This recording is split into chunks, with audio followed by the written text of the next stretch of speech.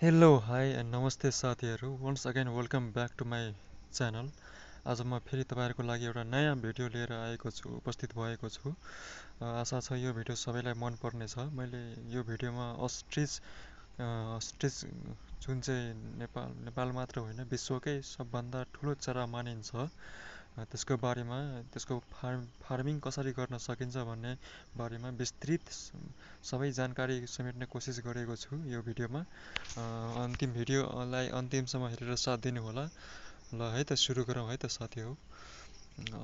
Ostrich, जसलाई नेपालीमा सुतुरमुर्ग भनिन्छ, संसारकै सबैभन्दा ठुलो चराको रूपमा परिचित छ। यो चराको विशेषता भनेको यसको विशाल शरीर, बलियो खुट्टा, तेज डोड, उड्न नसक्ने क्षमता हो। अस्ट्रिच अफ्रिकामा उत्पत्ति भएको चराको प्रजाति हो, तर अहिले विभिन्न देशहरूमा व्यावसायिक फार्मिङका लागि पालन गरिन्छ, जस्तै नेपाल, भारत, चीन, अमेरिका, अस्ट्रेलिया आदि। यसका मुख्य जानकारी विशेषताहरू के छन् भने, अङ्ग्रेजीमा अस्ट्रिच भनिन्छ, वैज्ञानिक नाम स्ट्रोथियोक्यामिलस हो। उत्पत्ति क्षेत्र अफ्रिकामा भएको हो। वर्ग चराहरूभित्र पर्दछन्। लामो 2.1 देखि 2.7 मिटरको हुन्छ। तौल भने 100 देखि वयस्कको कुरा गर्दैछु है त साथी हो। यसको वयस्क तौल 100 देखि 160 किलोग्रामको हुन्छ। दौड्न सक्ने क्षमता चाहिँ 60 देखि 70 किलोमिटर प्रति घण्टासम्म दौड्न सक्छ। आयु चाहिँ 35 देखि 45 लेखिया छ। हुन त 60 सम्म हुन्छ। बस्ने तरिका, हाउसिङ र लिभिङ कन्डिसन, ठुलो खुल्ला ठाउँ चाहिन्छ। कम्तीमा 1-2 रोपनी, 500 देखि 1000 मिटर स्क्वायर खुल्ला ठाउँ, 10 देखि 5 देखि 10 अस्ट्रिचका लागि आवश्यक हुन्छ। बलियो ढाड हुन्छ। फेन्स, कम्तीमा बलियो घेरा चाहिन्छ। फेन्स भनेको कम्तीमा 6 फिट अग्लो बलियो फेन्सिङ आवश्यक हुन्छ। दौड्ने र टक्कर दिन सक्ने यसको नेचर हुन्छ, त्यही भएर यसलाई घेरेर राख्नुपर्ने हुन्छ। सुक्खा न्यानो मौसम चाहिन्छ। गर्मीमा बढी सक्रिय हुन्छ। चिसोबाट जोगाउन सुक्खा छाना भएको थलो चाहिन्छ। ओठार घाँसिलो ठाउँ, घाँस, बालुवा वा माटो भएको ठाउँ, आरामदायी बस्न सहज भएको हुनुपर्ने हुन्छ।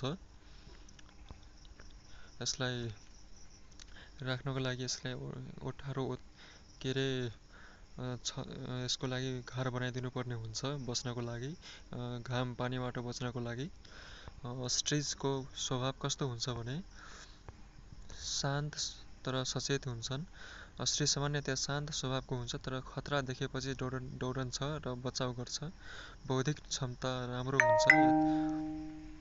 याददाश्त बलियो हुन्छ। मालिक वा फार्म परिचय चिन्न सक्ने हुन्छ। दौड्न मन पर्ने, एक पटकमा 60 देखि 70 किलोमिटर प्रति घण्टाका स्पिडले दौड्न सक्छ। ठुलो खुल्ला ठाउँ चाहिन्छ। नर यसको चाहिँ मेल चाहिँ रिसा स्वभावको हुन्छ। विशेष गरी ब्रिडिङ सिजनमा नर अस्ट्रिच रिसा हुन सक्छ। टाढाबाट हेरचाह उपयुक्त हुन्छ। नजिक जानु हुँदैन ब्रिडिङ सिजनमा, खास गरी साथीहरू, किनभने यसले खुट्टाले हान्ने प्रवृत्ति स्वभावका हुन्छन्। ब्रिडिङ सिजनमा धेरै नै एग्रेसिभ हुन्छन्, धेरै सतर्क हुन्छन्। साना आवाज र गति देखेर सजग हुन्छन्। खानेकुरा फिड डाइट, घाँस, हरियो घाँस। मुख्य आहार चाहिँ 40 देखि 60% घाँस वा नेपियर बफेलो घाँस चाहिन्छ।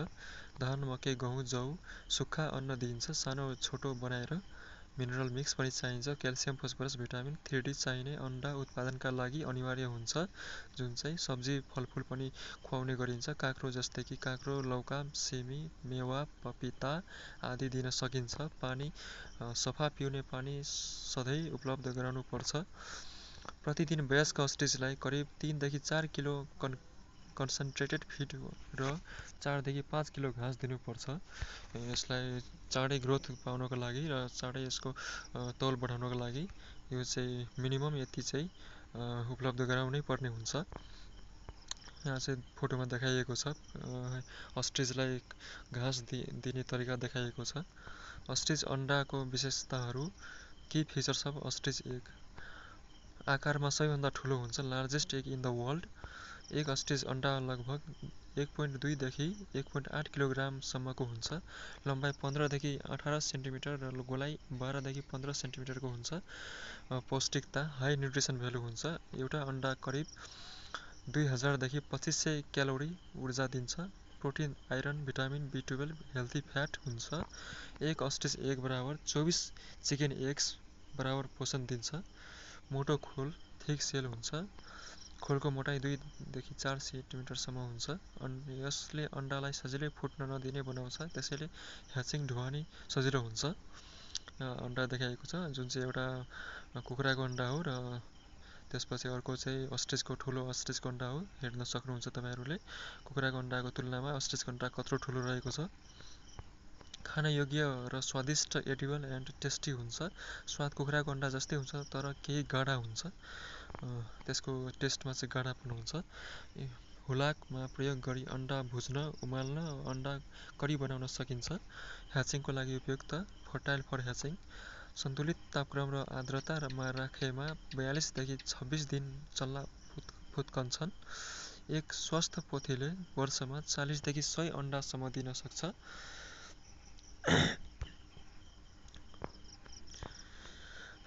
बजार मूल्य हाई मार्केट भ्यालु हुन्छ। खान योग्य अण्डा चाहिँ 25 एउटा अण्डाको मूल्य है त साथीहरू 2500 देखि 4000 सम्म एउटा अण्डालाई पर्न जान्छ। ह्याचिङ गर्ने अण्डा चाहिँ 3500 देखि 5000 प्लस पर्न जान्छ नेपालको परिवेशमा है त साथी हो। एउटा अण्डाको साइज हेर्न सक्नुहुन्छ, पुरा हत्केला भरिन्छ। हत्केलामा उठायो भने। अस्ट्रिचको चल्ला का विशेषताहरू यस प्रकार रहेका छन्। आकारमा ठुलो हुन्छ, बच्चाहरू हुन्छन्, लार्ज साइज्ड ह्याचिलिङ्स। अस्ट्रिच चिक्स जन्मदा नै 800 ग्रामका हुन्छन् र 1.2 किलोग्रामसम्म हुन्छन्। कुखुराको चल्लाभन्दा झन्डै 15 देखि 20 गुणा ठुलो हुन्छ। फरयुक्त शरीर, फिदर्ड बडी हुन्छ। सुरुमा शरीरमा हल्का खालको फर, स्पोकी डाउन फिदर्स हुन्छ। छाला पहेँलो खैरो रङको हुन्छ। बिस्तारै परिवर्तन हुँदै जान्छ। एज ए ग्रोइङ एज जति जति बढ्दै जाने हो त्यति नै त्यसको बिस्तारै रङ परिवर्तन हुँदै जान्छ। छिटो वृद्धि, ऱ्यापिड ग्रोथ हुन्छ। प्रत्येक महिना 5 देखि 10 किलोग्रामसम्म 5 देखि 10 केजीसम्मको तौल वृद्धि हुन सक्छ। प्रत्येक महिनाको कुरा गर्दैछु है त साथी हो। एक महिनामा 25 देखि 30 किलो र 6 महिनामा 50 देखि 60 किलो पुग्न सक्छ।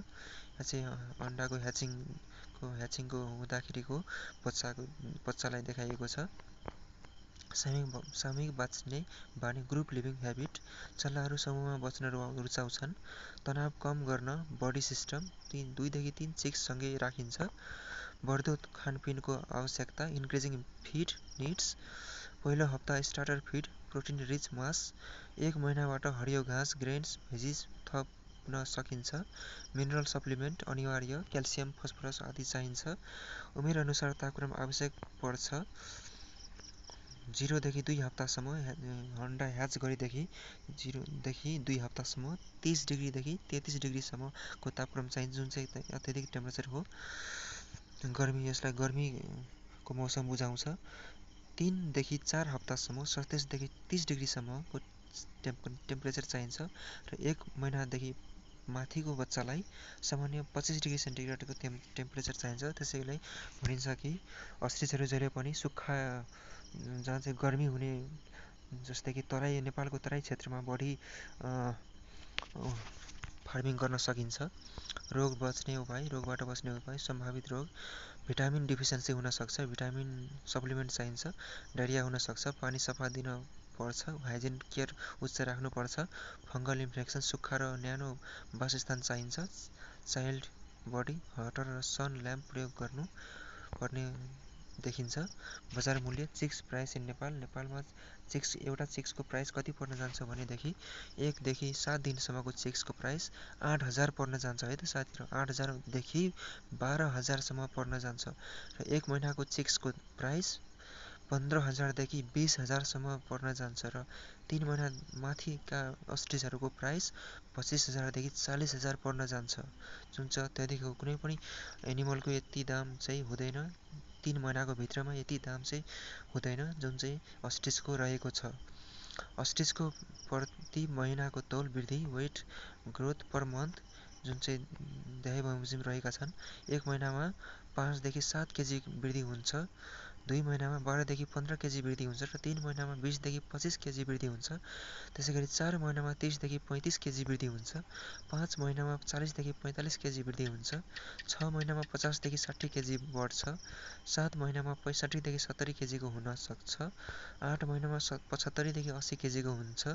9 महिनामा 85 देखि 90 केजीको हुन्छ र 10 महिनामा 85 देखि 95 देखि 100 केजीको हुन सक्छ र 11 देखि 12 महिनामा जुन चाहिँ पूर्ण वयस्क हुन जान्छ 110 देखि 130 केजीसम्मको मात्र होइन 160 केजीसम्म पुग्न सक्छ पूर्ण वयस्क अवस्थामा। र ब्रिडिङ मेच्युरिटी प्रजननको लागि परिपक्व उमेर चाहिँ 18 महिनादेखि 24 महिनाको उमेरमा हुन्छ। यद्यपि तौल 12 देखि 12 महिनामै व्यावसायिक रूपमा काट्न मिल्ने हुन्छ। अस्ट्रिचको मासुको विशेषताहरू लो फ्याट र लो कोलेस्ट्रोल हुन्छ। लो बोसो र कोलेस्ट्रोलको मात्रा कम हुन्छ। अस्ट्रिचको मासु रेड मिट हो।